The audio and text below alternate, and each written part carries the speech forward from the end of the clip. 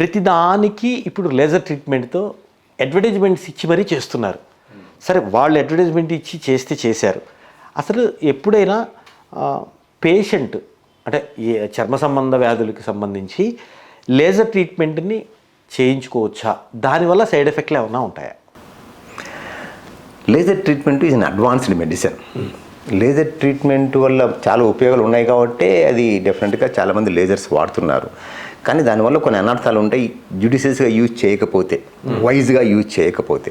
ఆ లేజర్స్ అనేవి చాలా రకాలు ఉన్నాయి. ఇప్పుడు వెంట్రుకలు తగ్గడానికి లేజర్స్ ఉన్నాయి, మీరు అన్నట్లు పులిపులు తగ్గడానికి లేజర్స్ ఉన్నాయి, అలాగే కొన్ని రకాల చర్మ వ్యాధులు వచ్చినప్పుడు ఆ వ్యాధులు తగ్గడానికి లేజర్స్ ఉన్నాయి.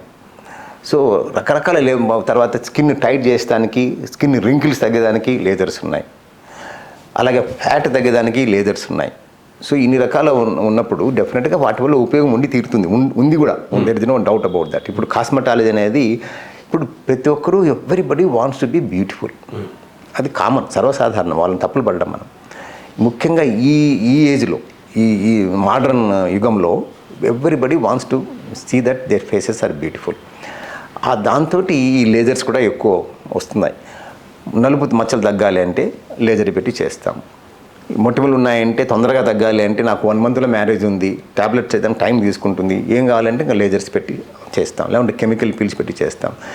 సో ఇలా అలాగే కొన్ని రింకిల్స్ ఉన్నాయి అంటే బోటాక్స్ ఇంజెక్షన్స్, తర్వాత ఫిల్లర్స్ కాకుండా కొంతమందికి లేజర్స్ కూడా చేస్తారు. అంటే రింకిల్స్కి లేజర్ చేయరు కానీ బట్ మిగతా పిగ్మెంటేషన్కి, తర్వాత స్కిన్ టైటనింగ్కి, తర్వాత హెయిర్ రిమూవల్కి, ఈ స్కిన్ ట్యాక్స్ రిమూవల్కి, ఇటువంటి వాటి లేజర్స్ డెఫినెట్గా పెడతాము.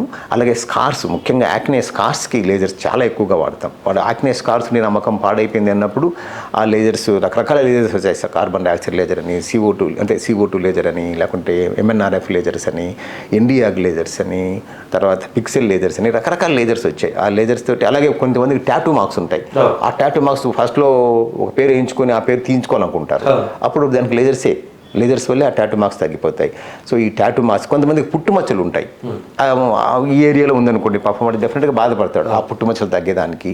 సో ఇలా రకరకాలుగా లేజర్స్కి చాలా స్కోప్ ఉంది ఇప్పుడు. అందుకని కాస్మెటాలజీ ఎక్కువగా ఇంప్రూవ్ అయిపోయింది. ఇప్పుడు కాస్మెటాలజీ సబ్జెక్ట్ ఇంప్రూవ్ అయిపోయింది, వైడ్గా పెరిగిపోయింది.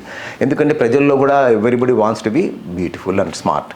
సో అందుకని ఈ లేజర్స్ డెఫినెట్గా మంచిగానే అండి. కానీ అత్యాశగా పోయి అనవసరంగా లేని వాటికి మనం లేజర్ చేయకూడదు, నెంబర్ 1. డబ్బుల కోసమే లేజర్ చేయకూడదు, నెంబర్ 2. జ్యుడిషియస్గా యూజ్ చేస్తే లేజర్స్ ఆర్ డెఫినెట్లీ హెల్ప్ఫుల్. ఇప్పుడు లేజర్స్ తోటి ఐ సర్జరీ కూడా చేస్తున్నారు కదా, క్యాటరాక్ట్ కూడా లేజర్ తోటి తీసేస్తున్నారు. సో లేజర్స్ తోటి ఈవెన్ మయోపియా కూడా ట్రీట్ చేస్తున్నారు. అటువంటిప్పుడు స్కిన్కి ట్రీట్మెంట్ చేయడం అనేది అదేమి ఓవరాల్గా చెప్పాలంటే నీడెడ్కే చేయాలి, అడ్వాన్స్డ్.